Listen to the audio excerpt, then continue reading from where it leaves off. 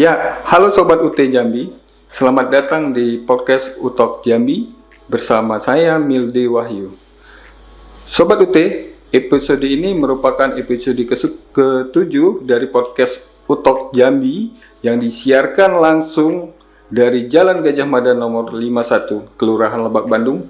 Mungkin teman-teman udah banyak tahu ya, posisi kantor kita UT Jambi itu ada di depan kantor Samsat Jambi. Ya.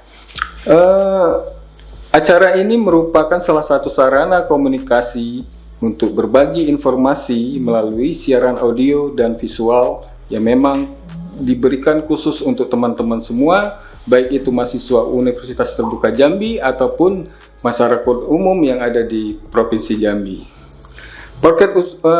Podcast ini akan direncanakan tayang setiap 2 minggu sekali ya, membahas tentang informasi yang up to date ya, tentang UT.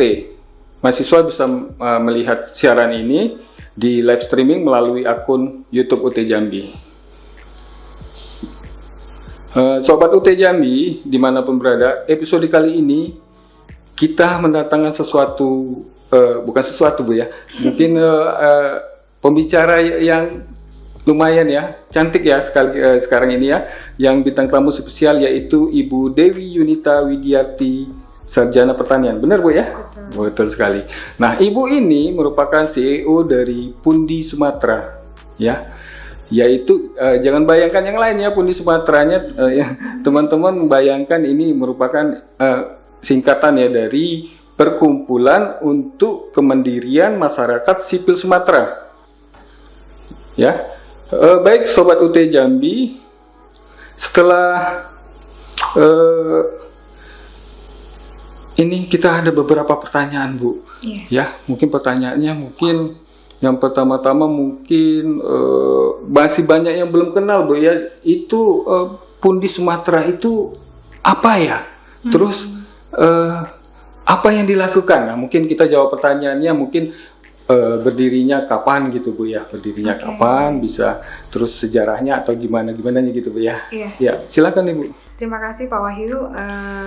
Jadi terima kasih nih sebelumnya Pak Wahyu ya, Pundi Sumatera diberi kesempatan untuk bergabung di podcast ini dan berkesempatan juga memperkenalkan keberadaan Pundi sebagai salah satu NGO ya, NGO lokal yang ada di Provinsi Jambi. Jadi sebetulnya Pundi Sumatera ini digagas itu dari tahun 2006. Tapi secara legalitasnya itu baru di 2009 gitu. Jadi Pundi Sumatera ini isunya gitu ya, isu yang memang kita kerjakan sebetulnya awalnya itu adalah isu-isu konservasi dan lingkungan gitu ya. Jadi kita justru dibentuk itu sebagai sebuah community foundation. Jadi kita sebetulnya memfasilitasi gitu ya, menyalurkan beberapa grant kecil kepada rekan-rekan NGO di lokal untuk wilayah Sumatera, di mana grant itu diperoleh dari lembaga donor untuk melakukan satu kegiatan konservasi, penyelamatan lingkungan, hutan gitu ya, atau kegiatan-kegiatan yang terkait dengan penyelamatan satwa gitu. Jadi Pundi awalnya adalah memainkan peran sebagai grant making itu gitu.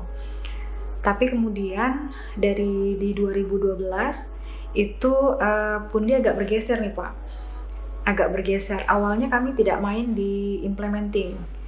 Jadi justru kita bermain di peran-peran fasilitasi saja gitu ya, asistensi, monitoring gitu. Kepada teman-teman NGO penerima hibah gitu ya.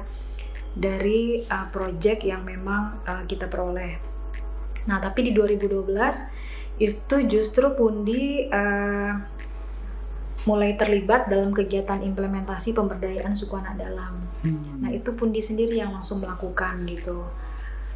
Dari 2012 sampai dengan hari ini. Jadi kegiatan-kegiatan pemberdayaan suku anak dalam itu masih Pundi lakukan gitu. Jadi intinya Pundi sebetulnya lembaga yang fokus bagaimana mendukung inisiatif-inisiatif masyarakat gitu ya dalam pelestarian hutan, pengembangan kegiatan ekonomi yang inklusif dan berkelanjutan. Mungkin poinnya sih di situ, Pak. Iya. Jadi Pundi Sumatera ini berdirinya 2006, Bu ya? Gagasannya. Tapi secara resminya baru di 2000, legalitasnya ya 2009. Legalitasnya baru 2009, Bu ya. Jadi itu kenapa bisa dicatat 2006 gagasan? Berarti sudah terplanning ya, Bu ya? Iya, jadi saya juga pada saat itu sih belum bergabung di Pundi ya, Pak. Iya awalnya, Bu ya. Cerita para senior sejarahnya, Bu ya. Sejarah. Jadi gagasan dibentuknya lembaga ini dari 2006 gitu ya. Tapi kemudian secara legalnya gitu ya, pengurusan akte notaris lembaga gitu itu baru di 2009. Berarti dananya dari dalam negeri atau dari luar negeri ya, Bu ya? Justru dukungan kalau saat ini sih ada yang dari dalam dan ada luar, tapi sebagian besar memang dari donor luar. Donor luar, baik, Bu ya. Baik, berarti Pundi ini fokus adalah pengembangan ekonomi yang inklusif dan komunitas hutan dan pertanian yang dikelola secara langsung, Bu ya. Iya. Itu lokasinya di Sumatera di khususnya, Bu ya.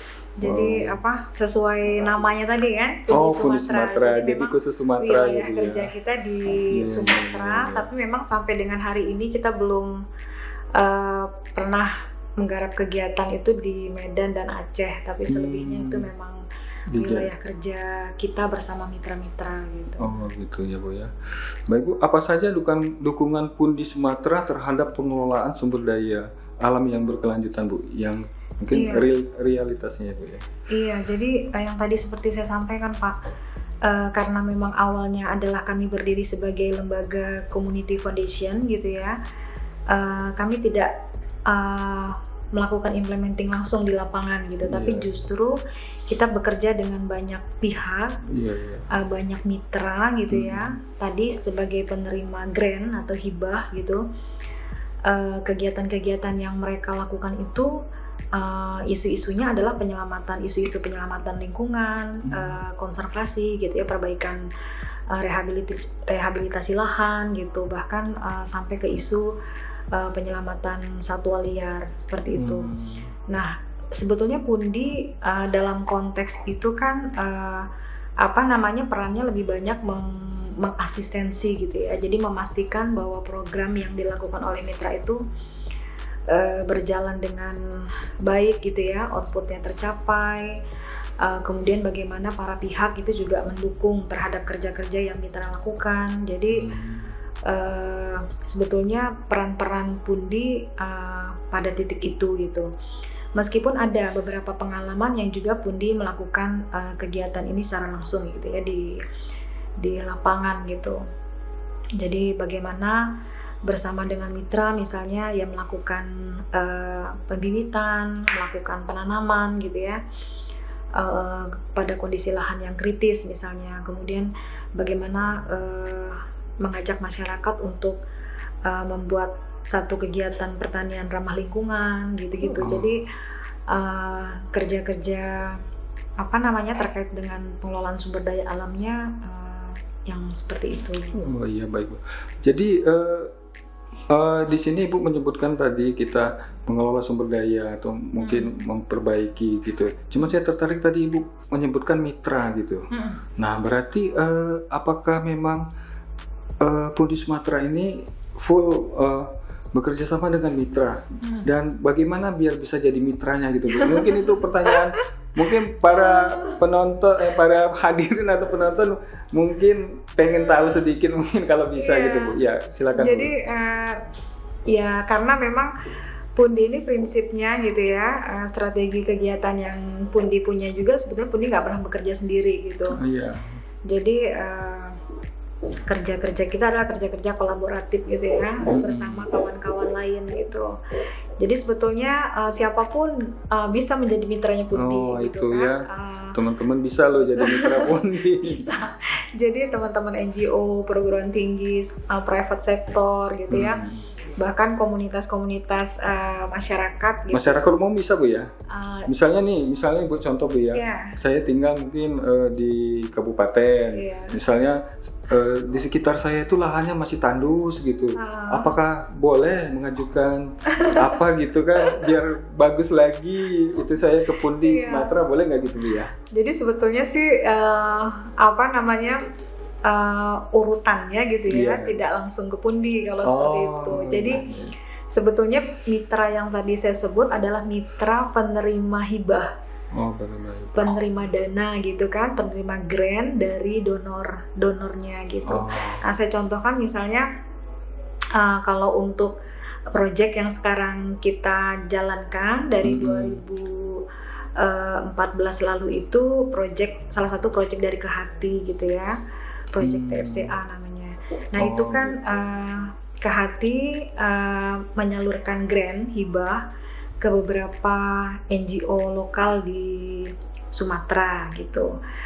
Nah mitra-mitra atau NGO lokal yang penerima hibah inilah yang kemudian Pundi fasilitasi gitu.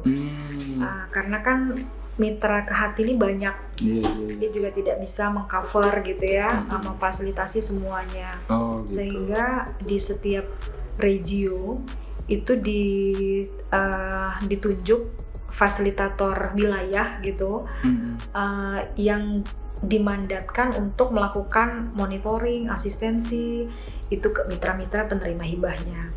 Nah, Pundi itu terpilih menjadi fasilitator regional untuk wilayah tengah. Jadi mitra-mitra penerima grant dari Jambi, Sumbar, Pekanbaru gitu ya, yang menerima grant yang lulus dalam seleksi proposal penerima hibah, itu kemudian yang menjadi mitra kita, yang kita asistensi gitu ya, sampai pelaksanaan proyeknya selesai gitu. Gitu. Jadi gitu ya. Bukan Pundinya yang memberi, tapi kebanyakan mitranya yang mendapat hibah dari Kehati ya, kebanyakan Bu ya. Nah, terus fungsi dari Pundi Sumatera ini mungkin sebagai partnernya Bu ya, dari mitra-mitra itu. Nah gitu teman-teman. Jadi teman-teman ngajukan dulu ke Hati ya, baru nanti ketemu sama Pundi Sumateranya ya Bu ya. Iya betul Pak. Nah terus ini Bu, ada program Sudung ya Bu ya. Katanya ada program Sudung, merupakan salah satu program Pundi Sumatera yang melindungi dan mendukung inklusivitas terutama bagi masyarakat marginal ya Bu ya. Nah ada pertanyaannya tuh Bu, siapa saja yang termasuk dalam masyarakat marginal yang dimaksud dalam program Sudung itu Bu ya? Iya, jadi Sudung itu kami pilih namanya itu karena komunitas suku anak dalam itu biasanya ketika mereka masih nomaden, berpindah-pindah, itu mereka tinggal di pondok tanpa dinding beratap terpal, itu mereka sebut sebagai Sudung. Begitu. Jadi sebetulnya saya baru tahu itu Bu, ternyata Sudung namanya. Jadi penamaan Sudung itu sebetulnya hanya seperti identitas aja gitu ya, bahwa ini adalah salah satu program pemberdayaan yang Pundi miliki, yang fokusnya adalah ke suku anak dalam gitu. Nah, jadi Sudung ini program ke suku anak dalam Bu ya? Iya. Jadi Pundi sudah mengembangkan program ini sejak 2012 gitu ya. Dan penerima manfaat programnya yaitu komunitas suku anak dalam. Tapi fokusnya Pundi itu Pak yang berada di sepanjang jalur lintas tengah Sumatera. Jadi bukan lagi komunitas yang masih tinggal di sekitar Taman Nasional Bukit 12. Tapi mereka yang memang sudah di lintas dan sudah menetap gitu ya, sudah memiliki perumahan, bantuan dari Kementerian Sosial gitu. Jadi komunitas-komunitas itulah yang kemudian Pundi dampingi gitu ya, karena ketika mereka mendapatkan perumahan biasanya tidak ada program kelanjutan gitu ya dari pemerintah untuk pemberdayaan. Pemerintah ini kan sebetulnya tidak mau nih ya fasilitas perumahan yang sudah dibikin kemudian ditinggalkan gitu oleh komunitas gitu kan, yang banyak terjadi seperti itu. Banyak terjadi begitu Bu ya di lapangan. Nah, kenapa mereka meninggalkan fasilitas itu Pak? Karena memang tidak ada sumber penghidupan gitu, karena mereka budayanya nomaden, hidupnya masih dari berburu dan meramu gitu ya, sehingga ketika tidak ada ekonomi yang bisa diandalkan gitu ya di lokasi tersebut, pasti mereka tetap akan meninggalkan untuk mencari sumber penghidupan di tempat lain gitu. Iya gitu Bu ya. Nah, jadi Pundi masuk dengan kegiatan pemberdayaan itu adalah ya seperti mengisi ruang kosong yang tidak belum bisa dilakukan oleh pemerintah seperti itu. Iya. Baik Ibu, tadi Ibu mungkin udah cerita kegiatan Sudung ini sekilas. Cuman yang apa kegiatan yang benar-benar mengena gitu yang pada program Sudung ini yang dilakukan oleh Pundi Sumatera? Iya. Nah, sebetulnya program pemberdayaan Pundi ini ada 5 Pak. Yang pertama, jadi program Sudung ini program yang bergerak dengan pendekatan inklusi sosial. Inklusi sosial. Jadi mungkin Pak Wahyu tahu ya, masyarakat kita di Jambi ini gitu ya, ketika mendengar orang rimba atau suku anak dalam, pasti stigmanya masih negatif ya Pak? Iya, sebagian ya Bu ya. Sebagian ya, maksudnya. Iya, cuman saya juga ada pernah lihat di TV gitu kan, SAD sekarang ada yang sekolah, ada yang kuliah itu Bu ya, terus juga ada yang mahasiswa UT kalau nggak salah ada juga Bu. Iya. Nah tapi ya itu Pak, sebagian besar nih kalau mendengar kata SAD itu stigmanya masih negatif, masih belum sepenuhnya bisa menerima komunitas ini gitu. Nah makanya karena itu Pundi masuk dengan pendekatan justru inklusi sosial gitu. Jadi kita sebetulnya memperjuangkan bagaimana komunitas ini itu bisa diterima gitu ya, bisa mendapatkan hak-hak dasarnya sebagai warga negara Indonesia, bisa mengakses layanan dasar, pendidikan, kesehatan. Nah, 5 program yang tadi saya sampaikan itu yang pertama Pak, kita memang masuk itu dengan memfasilitasi administrasi kependudukan mereka Pak. Iya baik, sebentar Bu, saya jadi ada sedikit pertanyaan yang agak menarik. Sebenarnya kalau menurut Pundi, SHD, teman-teman kita SHD itu bagusnya dibiarkan dengan lingkungan mereka begitu, ataukah mereka mungkin dimodernkan? Sedikit bocoran aja Bu, ini saya sebenarnya pertanyaannya apa, cuman mungkin pertanyaan masyarakat kita mungkin akan ke sana juga, atau menurut pendapat Ibu aja, atau memang sudah ada program pemerintah, pemerintah pengen modernkan aja atau gimana? Ya sebetulnya gini Pak, menurut kami gitu ya, Pundi Sumatera, jadi komunitas suku anak dalam ini kan banyak ya Pak, tersebar. Justru mereka tersebar dalam kelompok-kelompok kecil. Kondisi suku anak dalam yang di sekitar Taman Nasional Bukit 12 itu sangat berbeda dengan komunitas suku anak dalam yang berada di lintas, yang menjadi target pendampingan kami gitu ya. Yang di Bukit 12 mungkin tidak begitu tepat ketika polanya adalah pemberdayaan. Karena mungkin mereka di sana masih sumber penghidupannya juga masih cukup banyak tersedia di hutan gitu ya. Tidak banyak misalnya bersentuhan dengan pihak luar gitu. Nah, sedangkan yang di lintas itu kan mereka sudah dimukimkan Pak, sudah dirumahkan istilahnya gitu kan, dibikinkan rumah, sudah secara administrasi sebetulnya sudah masuk ke wilayah desa gitu, sudah bersentuhan dengan masyarakat dusun gitu ya. Seandainya kita tidak membantu mereka untuk beradaptasi gitu dengan situasi hari ini, itu justru mereka makin tereksklusi Pak. Kan tadi stigmanya negatif, mereka tidak bisa diterima. Karena apa? Karena mereka sebetulnya secara fisik sudah dekat dengan masyarakat dusun. Mereka sebetulnya dekat dengan fasilitas puskesmas, dekat dengan sarana pendidikan. Tapi apa? Mereka tidak bisa mengakses layanan dasar itu. Karena apa? Satu, waktu itu ya, waktu kami di 2012, mereka tidak punya administrasi kependudukan. Mau sekolah yang diminta KK, KTP, KTP, ya, kalau misalnya. akte kelahiran gitu kan. Sementara mereka tidak punya itu. Kemudian apa? Pihak sekolah menolak. Saya pernah loh Pak, maksudnya kami mendaftarkan anak-anak sekolah, anak-anak SAD untuk masuk ke sekolah, ditolak. Alasannya adalah kelas penuh gitu. Karena apa? Akhirnya saya dapat bocoran gitu kan. Ya karena yang lain tuh masih keberatan, anak mereka duduk satu ruangan dengan komunitas suku anak dalam. Nah, itu adalah realita yang ada gitu. Nah, jadi kami berkesimpulan karena kami fokusnya di lintas, jika memang tidak ada pemberdayaan, kita tidak membantu mereka untuk beradaptasi dengan situasi hari ini, justru mereka akan semakin tereksklusi. Justru mereka akan sulit gitu ya.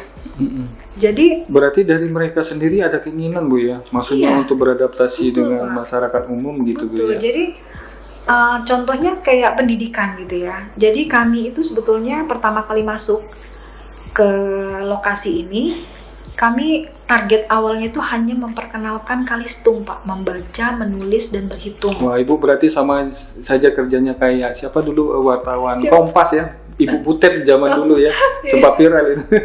Iya, Iya. jadi awalnya hanya itu gitu kan. Nah, tapi kemudian ketika mereka sudah bisa membaca, menulis, berhitung, kami mulai menawarkan gitu ke pihak orang tua, boleh nggak kita sekolahkan anaknya di pendidikan formal, gitu kan, sekolah formal. Nah, akhirnya mulai diizinkan. Jadi kami fasilitasi mereka untuk masuk ke sekolah formal. Tapi prosesnya itu nggak sampai di situ saja Pak gitu. Awalnya kan juga ada penolakan gitu ya.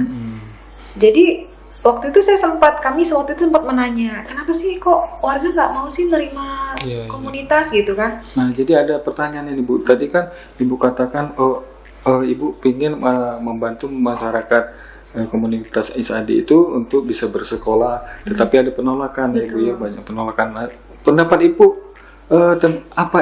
tentang pendidikan masyarakat SAD itu bagaimana?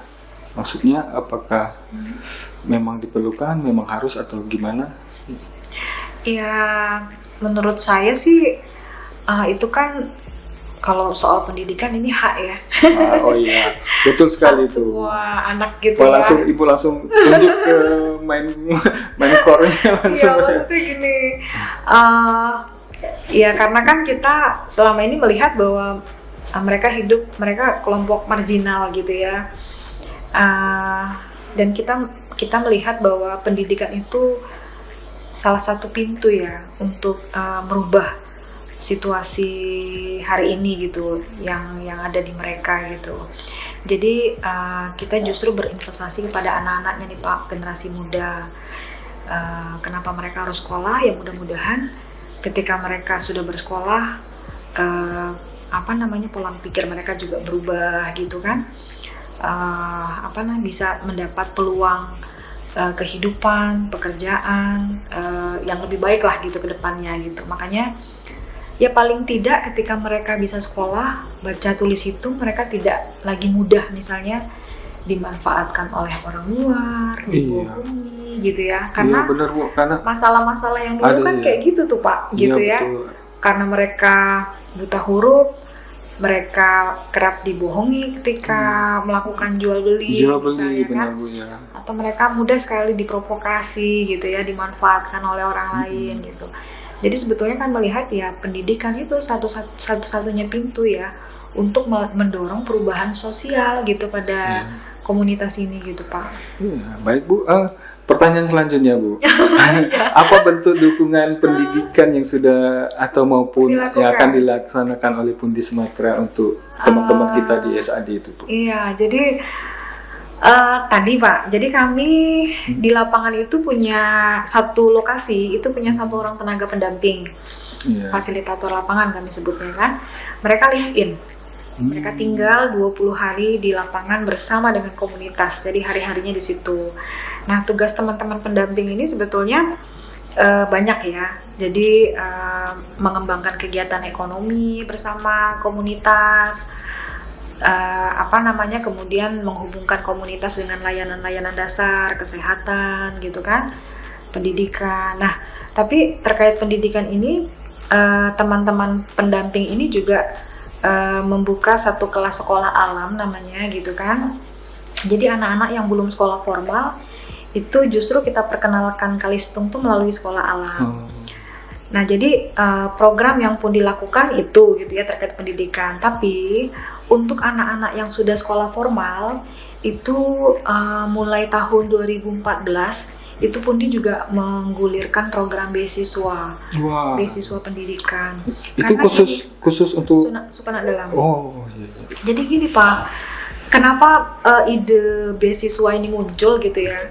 Karena sebetulnya di awal-awal tuh nggak mudah ya membujuk orang tua untuk mendukung anaknya agar sekolah gitu ya. Alasan mereka sederhana. Nanti kalau ada biaya, gimana pakaiannya, gimana kebutuhan ininya gitu ya. Jadi karena kami juga ini harus sekolah nih, jangan sampai persoalan tidak punya seragam itu menjadi hambatan bagi anak-anak ini untuk sekolah gitu. Nah akhirnya ya ada program beasiswa itu yang kami gulirkan gitu kan. Jadi beasiswa itu tidak kami berikan dalam bentuk uang, tapi berupa bantuan perlengkapan sekolah. Itu setiap tahunnya kami berikan. Jadi paling tidak memotivasi agar anak-anak ini terus gitu sekolah gitu Pak. Wah iya. Itu sampai hari ini masih terus Bu ya, berarti ya di kita itu ya. Jadi sampai ini selanjutnya Bu ya. Iya. Jadi apa harapan Ibu Dewi terhadap pendidikan SAD ke depannya Bu? Iya, yang jelas dari 2012 sampai dengan hari ini saya melihat sebetulnya minat anak untuk sekolah itu sudah semakin baik, semakin tinggi ya. Jadi kalau dulu kami bujuk-bujuk orang tuanya. Sekarang sampai bujuk-bujuk Bu ya dulu ya. Iya dong. Tapi kalau sekarang mereka yang minta. Tahun ajaran baru tuh mereka yang minta, Ibu, anak kami sudah mau sekolah. Iya. Tolong Bu didaftarkan. Jadi mereka sudah minta. Jadi artinya kan mereka sudah mulai menyadari bahwa pendidikan ini penting gitu. Nah, ya nanti Ibu tolong juga Bu diinformasikan kalau mereka sudah tamat SMA ke UT aja Bu. Iya, jadi siapa? Atau mungkin Pundi Sumateranya memberikan beasiswa juga untuk mereka supaya kuliah di UT. Nah itu jadi alhamdulillahnya gitu ya. Justru sekarang ini kan sudah, bahkan tahun kemarin Pak, ini sebetulnya sudah ada lulusan 2 orang gitu ya. Dari lokasi dampingannya Pundi sudah menyelesaikan pendidikan SLTA-nya dan sudah kuliah gitu. Ini sayangnya kenal UT-nya belakangan gitu ya Pak ya. Wah jadi baru kenal nih sama UT ya? Maksudnya ber-MOU-nya gitu ya, bekerja samanya. Jadi jadi kami waktu itu sempat melakukan MOU lebih dulu dengan kampus lain gitu ya, sehingga adik-adik ini akhirnya mendapat beasiswa pendidikan di kampus tersebut. Sudah ada Bu? Sudah. Jadi teman-teman kita SAD sudah ada yang kuliah? Sudah ada yang kuliah. Jadi sekarang sudah semester 4 masuk semester 5 ya. Itu yang kuliah ini alhamdulillah juga perempuan nih Pak. Jadi berapa orang Bu? Sebetulnya baru 1 Pak. Baru 1 ya. Jadi dia perempuan SAD pertama ya di Jambi yang kuliah gitu. Namanya Juliana. Jadi tidak mudah juga ya buat Juliana bertahan untuk sekolah gitu, karena kan ini terkait dengan budaya mereka juga kan. Tidak banyak memberikan kemudahan gitu ya bagi perempuan untuk pergi jauh gitu ya, apalagi untuk menempuh pendidikan gitu. Iya. Sudah ada yang kuliah Pak. Iya hebat Ibu ya. Jadi ini agak ke kanan sedikit pertanyaannya Bu. Jadi tentang UT-nya Bu, ya kan tadi kan belajar jarak jauh, terus juga UT kami programnya Cyber University Bu. Nah jadi menurut Ibu UT itu atau Cyber University itu yang slogan UT bagaimana menurut Ibu? Kan Pundi juga baru melakukan MOU nih gitu ya dengan UT gitu. Kenapa kita juga sangat antusias gitu ya, maksudnya bekerja sama dengan UT, karena saya pikir mungkin UT ini bisa menjadi satu peluang gitu ya, satu solusi untuk anak-anak dari komunitas suku anak dalam yang memang mau melanjutkan kuliah tapi punya keterbatasan untuk mengakses sistem belajar reguler, gitu ya. Karena apa? Karena gini Pak, yang tadi saya cerita, Khususnya ini anak perempuan nih Pak. Anak perempuan itu punya tidak banyak yang diizinkan untuk pergi jauh dari rumah gitu ya. Orang tuanya masih khawatir gitu. Nah, padahal sebetulnya banyak anak-anak yang punya keinginan gitu ya, melanjutkan kuliah gitu. Tapi kan ngebayangin mau dibawa ke Jambi misalnya, sekolah di Bungo, itu kan jauh dari lokasi pemukiman mereka gitu. Nah, tapi kan dengan UT dan sistem belajarnya seperti ini kan sangat mungkin gitu ya. Artinya anak-anak itu tetap bisa berkuliah, tapi tidak meninggalkan rumah misalnya gitu kan. Apalagi kan di lokasi-lokasi ini sudah akses internet sudah masuk. Mereka juga sudah mulai mengenal smartphone gitu ya. Jadi kan sebetulnya bisa belajar gitu ya dari manapun kayak gitu. Nah, kemudian itu yang saya lihat sebetulnya peluang gitu ya, yang mungkin bisa ditawarkan gitu kepada anak-anak suku anak dalam gitu loh. Iya benar Bu, kami ini UT istilahnya tuh kapal keruk Bu, jadi semua ya istilahnya semua bisa masuk Bu. Mau yang muda, mau yang tua, mau yang jauh, mau yang deket, mau yang apa ya, pokoknya semua, nggak ada alasan nggak kuliah di UT Bu. Nah, jadi itulah semua yang kami Bu ya. Jadi menurut Ibu memang kalau untuk teman-teman kita di SAD sangat ini ya, sangat bisa sekali untuk kuliah. Bisa. Ada satu lagi nih Pak, saya lupa. Banyak beberapa yang kemarin selesai sekolah, tapi kemudian menikah. Nah, gitu ya. Nah, mereka itu kan kemarin beranggapan bahwa kalau sudah menikah, sudah berkeluarga, punya anak, itu kan sudah terkubur lah semua masa depan gitu ya, cita-cita gitu ya. Padahal mereka masih punya keinginan gitu. Untuk apa Bu yang terlebih. Saya kemarin sudah sempat gitu ngomong sama ke anak-anak itu beberapa gitu. Sebetulnya menikah itu bukan halangan gitu untuk terus melanjutkan kuliah gitu. Nah ini kan mereka nanti kami dibully Bu gitu kan. Nah ini kan ada nih sistem sekolah, sistem pendidikan yang jarak jauh gitu kan. Jadi justru yang kuliah di UT ini mungkin sebagian besar juga orang-orang yang sudah menikah, sudah bekerja gitu kan, tapi masih tetap ingin melanjutkan pendidikan. Jadi ini kan sesuatu informasi yang baru gitu buat mereka gitu. Jadi saya pikir itu juga sih yang menarik gitu ya, yang mungkin sesuai dengan kondisi komunitas. Iya. Ya itu ya teman-teman ya, UT itu bisa di macam-macam untuk orang-orang yang terkendala apapun, ada kendala waktu, jarak ataupun umur, nggak ada masalah, pokoknya kuliah di UT. Nah betul Bu ya, setuju. Pak. Satu lagi Bu nih, pertanyaannya lagi Bu, menurut Ibu apa peran yang bisa diberikan UT dalam memberikan support bagi pendidikan anak-anak SAD Bu? Iya, jadi sebetulnya dengan MOU atau kerjasama yang sudah kita bangun ini gitu ya, Pundi dan UT, sebetulnya kami berharap yang pertama gitu ya,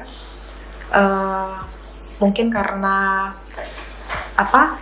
terkait UT juga di tingkat komunitas kan masih belum begitu kenal gitu ya, sistem belajarnya seperti apanya. Jadi mungkin memang ada semacam sosialisasi ke komunitas gitu ya, sehingga mereka juga cukup terbuka dan paham bahwa seperti ini ya sistem belajar yang sangat mungkin kami akses seperti itu. Yang kedua saya pikir karena ini juga satu lembaga perguruan tinggi gitu ya, kami sebetulnya membuka ruang gitu untuk juga kegiatan-kegiatan adik-adik misalnya mahasiswa gitu ya yang ada di sini, yang mungkin misalnya ingin punya ketertarikan untuk mengetahui lebih jauh tentang komunitas suku anak dalam, tentang program-program pemberdayaan gitu ya, yang tertarik untuk melakukan riset mungkin, penelitian gitu ya, yang bisa, maksudnya yang berdampak positif pada komunitas gitu ya, itu juga kan sebetulnya bisa dilakukan gitu. Yang jelas ikut berkontribusi lah ya terhadap kegiatan yang tengah kita lakukan seperti itu. Karena biasanya berbeda nih Pak, kalau dari perguruan tinggi yang bicara dengan teman-teman NGO yang sampaikan itu pasti beda gitu. Jadi saya pikir kerja-kerja pemberdayaan SAD itu kan memang konsepnya kan harus kolaborasi ya. Jadi semakin banyak pihak yang terlibat justru semakin baik gitu. Saya pikir UT bisa mengambil peran di situ gitu. Berarti itu ya Bu, mungkin menurut saya itu tidak hanya di UT mungkin Ibu ya. Mungkin sedikit himbauan dari Ibu kali ya. Teman-teman mungkin mahasiswa ada yang pengen mengetahui lebih banyak tentang SAD bisa menghubungi Ibu, ataupun Bapak Ibu dosen kali Bu ya untuk melakukan riset juga bisa menghubungi Ibu boleh? Boleh banget. Iya pun di Sumatera. Nah terus juga mungkin didengar juga ya, mungkin pihak UT atau pihak universitas lain ada yang memberikan beasiswa kali Bu ya, sangat dibutuhkan jadi, ya. Benar. Jadi sebetulnya tadi ya. Cuman Ibu, yang tamatan lulusan SLTA-nya ada berapa Ibu ya? Kalau SLTA sebetulnya sampai dengan di lokasi kami ya, sampai dengan hari ini tuh ada 4 anak. 4 anak. Kebetulan 2 itu sudah lulus Polri ya tahun kemarin. Nah, yang 1 tidak melanjutkan karena menikah, dan 1 perempuan yang tadi saya sampaikan Juliana itu yang akhirnya melanjutkan kuliah gitu. Yang saat ini masih duduk di bangku SMK itu ada kelas 1 ada 2 orang, yang di kelas 2 itu ada 1 orang. Jadi artinya kan 2-3 tahun lagi ya juga insya Allah kan akan menyelesaikan pendidikan SLTA-nya gitu. Jadi itu dia Pak, satu hal tadi tuh yang sebenarnya kita juga berharap gitu ya, terkait dengan dukungan beasiswa tadi gitu ya, karena memang itu kan menjadi tantangan ya buat adik-adik ini ketika melanjutkan kuliah.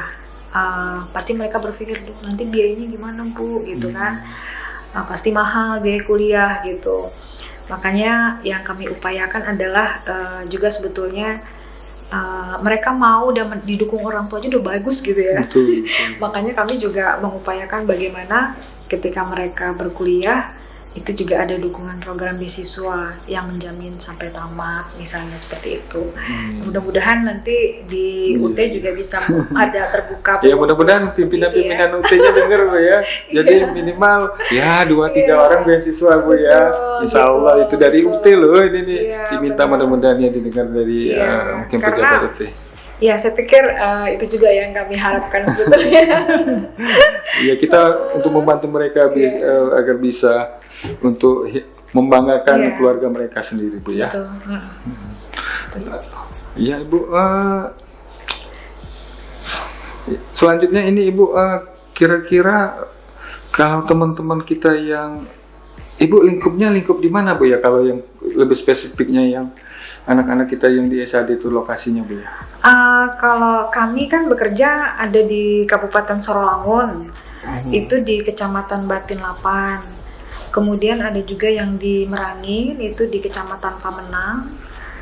Kalau yang di Bungo itu di Kecamatan Pelepat. Oh, ada 3 lokasi Bu ya? 3 kabupaten. Tapi sebetulnya kalau lokasinya ada beberapa. Jadi 1 kabupaten ada lagi lokasinya yang lain gitu Bu? Iya, jadi kayak di Sorolangun itu kita ada di 3 titik atau 3 rombong ya, 3 kelompok gitu. Masing-masing 1 rombong itu berapa keluarga atau berapa orang? Variasi Pak. Biasanya? Ya tadi yang paling sedikit ada 5 kepala keluarga, tapi paling banyak sampai 44 kepala keluarga gitu. Jadi kalau di total di bawah Pundi Sumatera ini semuanya ada berapa keluarga Bu? Kepala keluarga. Kalau yang dari lokasi dampingan Pundi di 3 Sorolangun, Merangin, Bungo ya, itu mungkin sekarang kalau di total ada sekitar 200-an lebih lah Pak, kepala keluarga ya. Iya, itu satu keluarga biasanya berapa anak Bu? 1, 2 gitu ya. 1, 2, 3, 4 juga. Oh, banyak juga ada Bu? Satu keluarga ada yang banyak juga ya? Iya, ada juga. Ada yang sampai 4 gitu Bu ya? Ada. Tapi Pundi tadi udah dari 2009 ya, berarti mungkin umur anaknya itu udah Kalau harusnya dengan- 20 ya, Bu? Kalau pemberdayaan kan baru 2012 Pak. Kalau SAD-nya. pemberdayaan. Khusus pemberdayaan SAD-nya Ya, dulu. baru di 10 tahun. 2012. Berarti masih kecil-kecil anak ibu ya pas mau. Iya. Jadi kalau misalnya pundi rezeki ini nanti Kok Pundi Rezeki? pundi sorry, pundi Sumatera. sorry. Ini kepletot. Jadi pundi Sumatera ini istilahnya target utamanya nanti mereka yang setelah tamat SLTA itu memang akan kalau bisa mengikuti mengenyam pendidikan tinggi ya, Bu ya.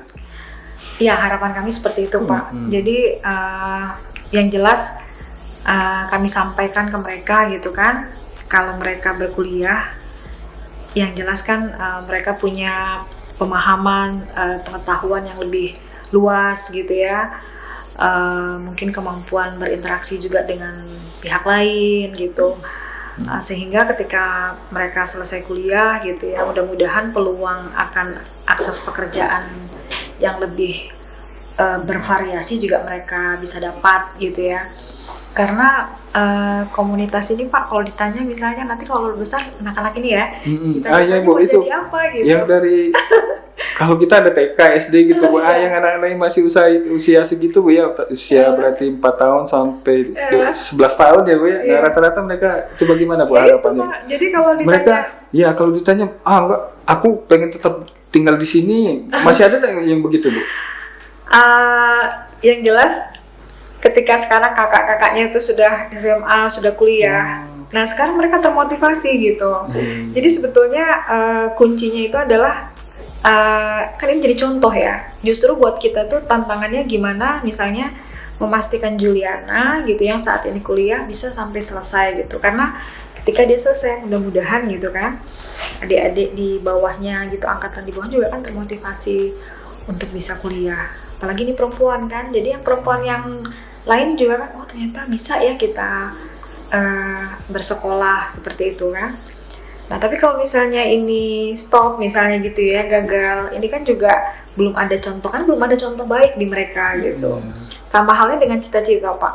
Jadi mereka tahunya cita-cita itu kan tentara gitu kan, guru gitu ya. Juga, Bu, ya. Karena profesi-profesi yang mereka sering lihat ya, bidan gitu, tapi selebihnya kan mereka tidak tahu gitu. Jadi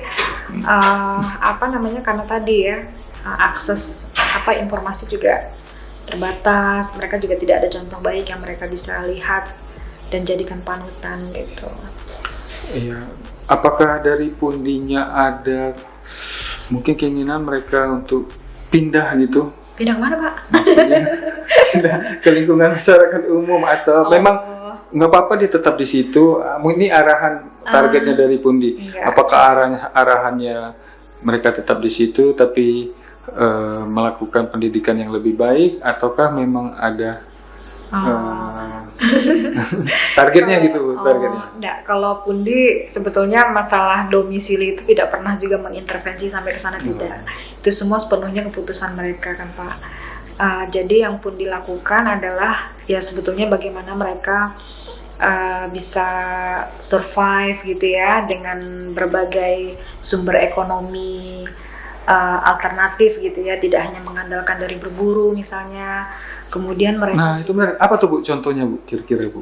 Kegiatan ekonomi nih? Iya, kegiatan ekonominya itu kan sulit tuh kan, kalau kita disuruh ditinggal di situ mungkin pasti nggak mampu kan. Nah itu selain itu apa yang diberikan oleh Pundi Sumatera ini untuk mereka? Untuk kegiatan ekonomi ini sebetulnya ya kita pernah belajar, maksudnya mengembangkan dengan komunitas itu bagaimana mengembangkan tanaman sayur-sayuran gitu ya, kemudian melakukan pembesaran ikan, beternak juga pernah. Karena kegiatan diarahkan untuk tidak nomaden lagi Bu ya? Iya, karena kan ini kan kita intervensi untuk komunitas yang memang sudah menetap tadi ya Pak ya. Jadi justru bagaimana mereka agar tidak meninggalkan lagi perumahan yang sudah dibangun gitu kan. Makanya kita perkuat dengan kegiatan-kegiatan ekonomi gitu. Jadi ya alhamdulillah, maksudnya ya ini proses memperkenalkan mereka dengan budaya bertani, beternak ini juga bukan hal yang mudah ya Pak ya. Wah susah sekali Bu. Kita yang umum aja Bu, saya berkebun misalnya atau beternak gitu kan, Misalnya kita beli ayam gitu kan, beli ayamnya 10, yang matinya 9. Sama, Pak. Satu sebetulnya apalagi dengan komunitas ini ya, maksudnya awal-awalnya juga banyak sekali gitu kami menemukan kegagalan ya ketika melakukan proses pemberdayaan ekonomi ini. Nah, tapi kan kemudian ada proses pembelajaran nih, Pak. Kenapa mati gitu kan? Oh iya, kita coba lagi gitu. Jadi akhirnya sampai kemudian saat ini gitu ya, di beberapa lokasi dampingan Pundi itu sudah sukses dengan kegiatan beternak kambing. Sudah. Pembesaran ikannya juga sudah berhasil. Bahkan di lokasi Bungo itu, Pak, komunitasnya sudah berhasil membuat produk olahan dari ikan. Kayak ada tadi saya sepintas melihat websitenya Pundi Sumatera, ada ikan apa ya? Ikan sale ya. Ikan sale. Iya. Ikan Jadi asap ya. sudah sampai ke tahap itu gitu loh. Jadi yang sedang kita upayakan sekarang ini justru sudah proses pemasaran produk gitu kan, promosi gitu. Jadi yaitu beberapa kegiatan ekonomi. Yang jelas kegiatan ekonomi yang diperkenalkan itu ya kegiatan ekonomi yang sesuai dengan potensi, sesuai dengan minat mereka juga gitu ya. Ada yang gagal, ada yang berhasil, itu biasa lah, Pak. Jadi tapi proses itu kita lalui gitu. Iya, berarti sisi ekonomi pun tetap di support ya sama Pundi Sumatera. Itu justru kuncinya di situ, Pak. Yang paling utamanya itu pemberdayaan komunitas ini kayaknya memang kuncinya di ekonomi deh, Pak. Iya, baik Ibu. Waduh, kalau kita bicara tentang teman-teman kita suka anak dalam ini nggak bisa habis dan sangat menarik sekali, Bu ya. Iya. Mungkin kita baru kupas sedikit ini, Bu. Tapi ya kita nggak bisa lama-lama sini bicaranya, Bu. Jadi ya mungkin kita minta Ibu simpulkan lah tentang teman-teman kita yang ada di suka anak dalam itu, Bu. Iya, jadi saya pikir tadi ya komunitas suku anak dalam ini kan juga sebetulnya sama seperti kita ya, Pak ya. Sama seperti kita, dia juga berhak mengakses pendidikan yang baik gitu ya, kehidupan yang baik. Ya kita juga tidak boleh mengembangkan stigma yang selalu negatif gitu ya. Karena sebetulnya banyak juga sisi-sisi positif yang sudah ada di komunitas gitu. Jadi saya pikir kita juga harus terbuka, menerima mereka, memberi kesempatan pada mereka gitu kan, dan memberikan dukungan gitu kepada mereka gitu. Saya pikir poinnya sih di situ ya gitu. Karena kalau kita tidak peduli ya siapa lagi ya, Pak ya. Betul. Siapa lagi gitu. Jadi yang mudah-mudahan nanti pada satu titik mereka juga bisa menemukan satu tahap kehidupan yang lebih baik ya daripada saat ini gitu, dari berbagai aspek lah gitu ya. Jadi ada kemandirian, itu kuncinya sih, Pak. Ada kemandirian juga dari mereka, karena kayak Pundi sendiri kan tidak mungkin juga ya selamanya bekerja di sana mendampingi mereka. Suatu saat kan karena Pundi juga orang luar, bergantung dari project misalnya, suatu saat kan kita juga akan keluar dari kegiatan pemberdayaan ini gitu. Nah, harapannya mereka di saat itu sudah punya kemandirian dan dukungan para pihak yang bisa men-take over ya program-program kegiatan yang sudah ada gitu. Iya, baik. Tadi tambah lagi nih, Bu. Nah, makanya tadi kita masih ada yang menarik. Tadi Ibu menjelaskan mendukung.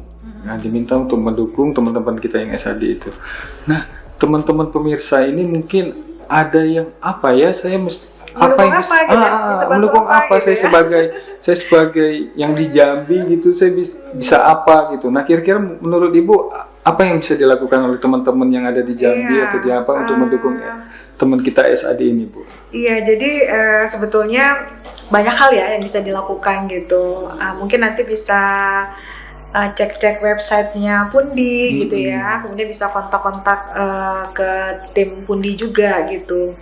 Sebetulnya satu dukungan yang kita harapkan tuh sebetulnya ada bisa in cash, bisa in kind ya Pak. Jadi kalau in cash, misalnya teman-teman ada rezeki lebih, misalnya mau dong ikut berdonasi untuk program beasiswa SAD gitu ya. Iya. Sedikit. Kami sangat support Bu. Teman-teman silakan mendukung Pundi untuk agar supaya teman-teman SAD-nya bisa terus kuliah. Terus kuliahnya di UT. Jadi boleh gitu ya, misalnya mau berdonasi, kita ada satu program memang menggalang dukungan donasi untuk penyaluran bantuan beasiswa pendidikan.